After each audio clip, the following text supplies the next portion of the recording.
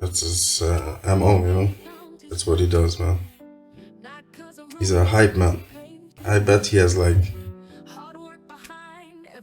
read a bunch of books on how to manipulate people. I'm not smart enough to even have a technical term, I wouldn't know what to call that shit, but I know what the guy's doing, man. Like, just by looking just at Brandon, that's a tactic. These are all tactics by Rogan. Fans of his might call it alphaing people, but I feel like it's pretty asocial behavior. Because Rogan is angry at Eddie, wants to undermine Eddie. Yeah, as I wanted to say, right? Eddie felt kind of left out and stopped telling a story. He was talking about something.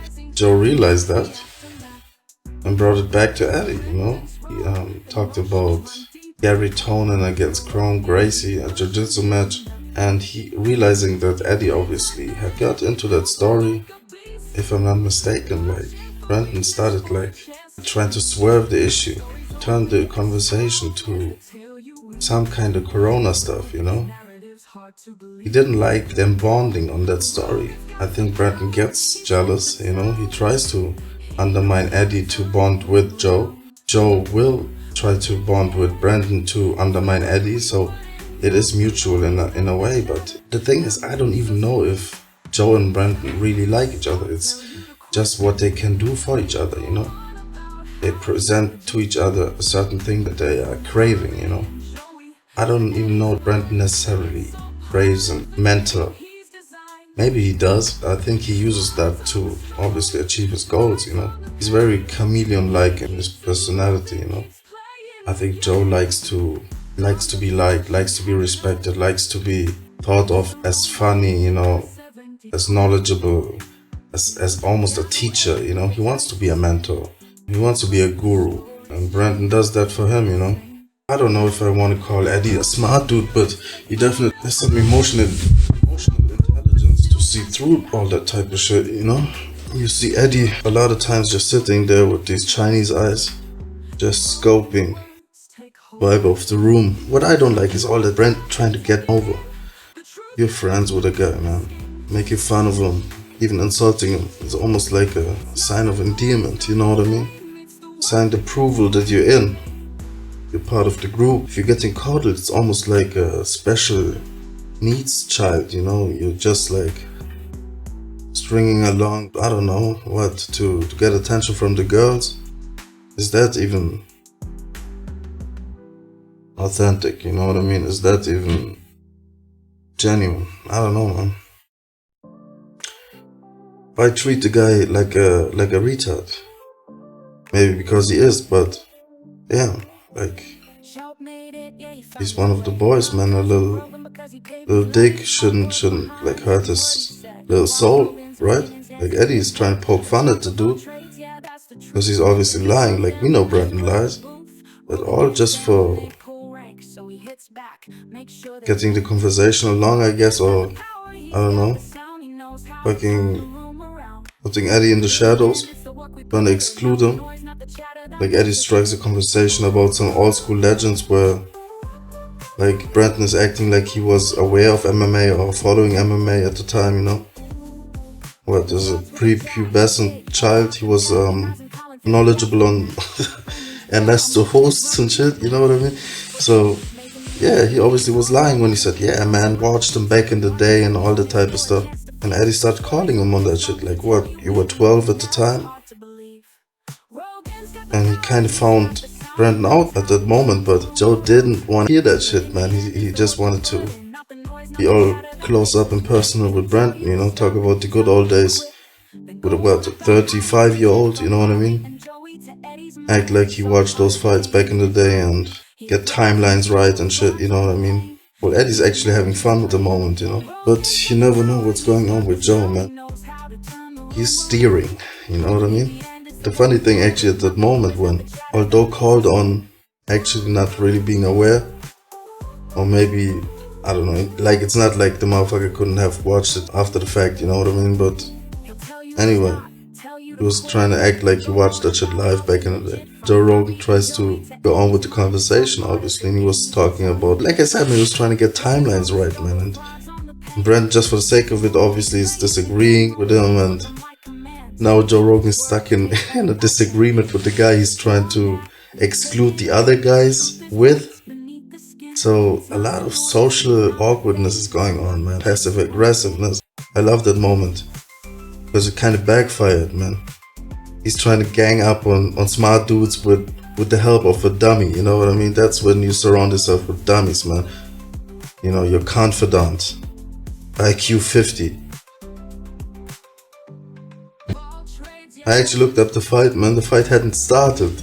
Let's watch him stand. Let's watch him get, I don't know, greased up. What the fuck? Joe wants to argue with Eddie. It's not like this is something that the dude is right now harping on or whatever, you know what I mean? We're trying to talk over people. They're actually not talking out of turn, that's the funny thing, man. Seems like Brian and Brenton are doing a comedy bit. And Joe is so, like, he's just steaming inside, you know what I mean? He can't keep it in, man. He wants to argue with Eddie, man. And Eddie's actually also, like, Eddie obviously is also angry. They're drinking and smoking, all that type of shit. I think Eddie's actually drinking probably more. I've seen him take an angry zip before, you know? And you see that vein on his neck there? Yeah, that thing is pumping. That's where I actually, like, that's my angry meter for Eddie. That vein. That thing was very apparent when he was talking to Brenton before. And obviously, like, Joe, I'd look at his forehead, man. That's probably a good indicator for his emotional stability. Care. We just want to watch this fight. This fight is happening right now. Sort of. Who knows? I don't know. That's how it did work. Oliveira did something. Eddie's just bringing the shit up to kind of fuck with Joe. Knows how Joe almost wants to argue. Don't get twisted, like, that's in his DNA also. Alright? People always say, like, Joe doesn't like Eddie and Eddie is like a victim in this, you know? Nah. Eddie's having fun with this shit, man. I know people like that. Joe, he's easily bugged, I guess, you know? He's that type of dude, a little sensitive. You wouldn't associate sensitivity, but then again, he's been crying a lot. He's been crying a lot, Joe. Bro, he's having fun, man. That's the crazy thing, you know? But this dude's actually having fun with it. Coronavirus is breaking out. Old people are dying. Shit's crazy. I want to tell you something, okay? Joe will talk to Brenton when Eddie goes on a rant to divert kind of the attention. The fight companions nowadays, it seems like Joe and Brenton are dating and Brian and Eddie, they're just like hanger-ons, you know? But don't get it twisted. Joe also, he's not a dummy. His connection to Brenton was because it was a way for him to feel young and tall. And a connection maybe to a younger audience also. Over the years it has become, with Brenton's success, you know, it has become, Brenton is the representation of maybe the majority, I'd say. Really, in their minds, they're smarter than the audience. And the majority of the audience, like the real Roganites, the real fanboys of that whole scene, you know, they will eat everything up and they represent the majority. But the majority represents them. Brenton, man, he gives every dude watching the Joe Rogan experience like the feel of, I could hang out with these dudes, you know. I could fit into their crew and be one of the Rogan dudes, smoke weed with them, you know, tell jokes. You could be funny like them, right? He's an everyman. That's what Joe wants to portray to his audience. And he's having a harder and harder time with the success he has attained. And a guy like Brenton Sharp, man, he's like the last link to that audience, man. The dummies out there eating that shit up. You know, defending Joe Rogan in the comment sections, defending Brenton Sharp in the comment sections. Brenton Sharp, man, you don't really hear him really disagree with Joe Rogan much. And really, if you're in that scene, if you try to be successful, like out there in Hollywood and shit, like a friend like Joe Rogan, man, he can make or break you, I guess. And that's why you see, like, even Eddie Bravo, a longtime friend. Would you really think, man, Eddie Bravo would allow just like another friend of his to, you know, manipulate the narrative while he's like around him, try to put him on a leash and shit? That only happens because even Eddie is tiptoeing, man. Joe Rogan is indeed powerful, I guess. Brian Callen, you know, he's a pretty non-confrontational dude. The way he kind of coddles his friend Brandon, and he's also a big part of Brandon's success. Both Brian and Joe, they have coddled and tried to get Brandon over. And they've done a good job, actually, you know. Joe by mentoring Brandon publicly, and Brian really by being a completely selfless friend towards Brandon, you know. It comes from a different place, though, in Brian's case, you know.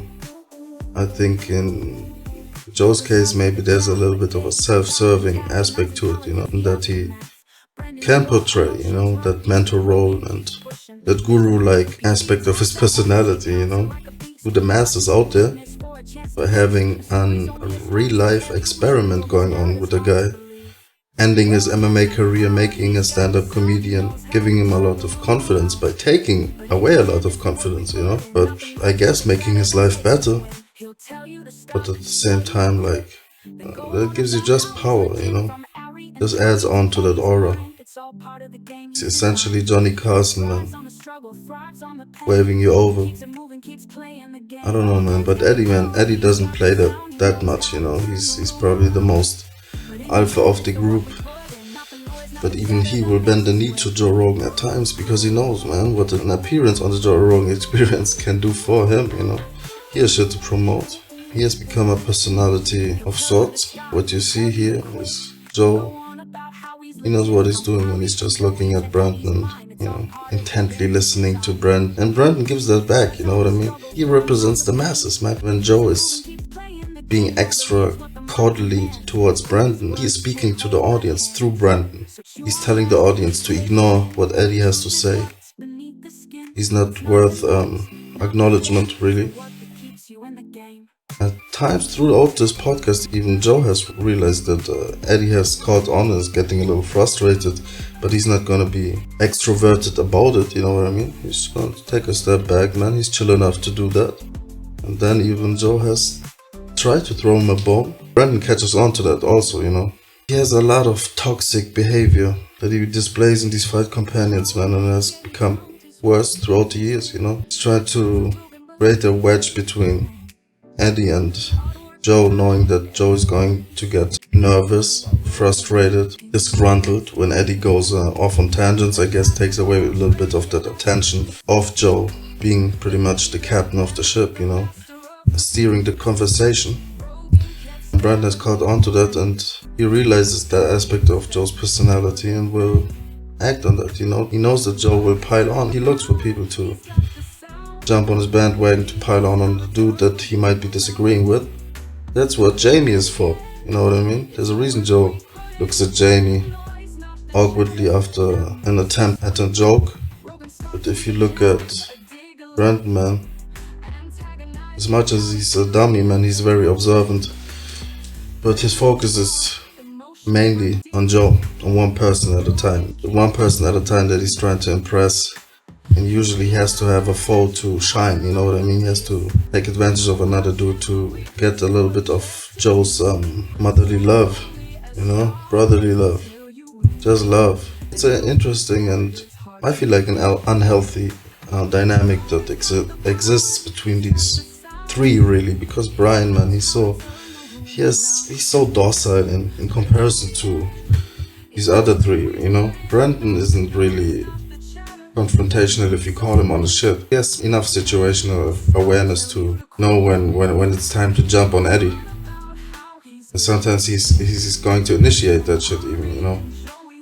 Like, for example, when Eddie was talking about...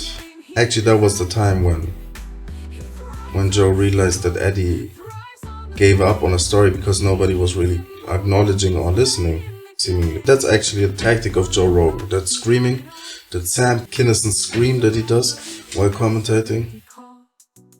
He screams, and that will divert the attention of the topic towards the screen, obviously. The fight, they're watching at the time.